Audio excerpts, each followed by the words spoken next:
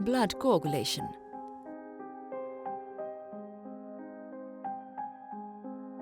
Before we start the topic blood coagulation, let us take a glance of components of the blood. Red blood cells, white blood cells, and platelets collectively constitute 45% of blood.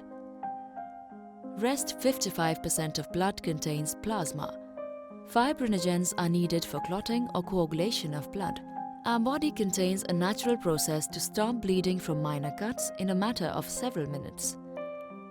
When a small artery is cut, the collagen fibers in its tissue are exposed, which signals the clotting process to begin.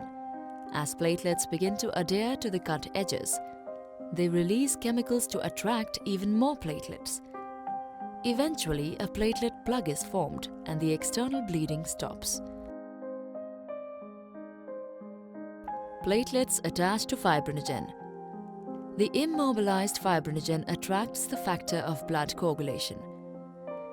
The factors of blood coagulation transform the fibrinogen in polymers of fibrin. Thrombokinase is an enzyme complex that is required for this reaction. This complex is formed by a series of linked enzymic reactions, cascade process, involving a number of factors present in the plasma in an inactive state.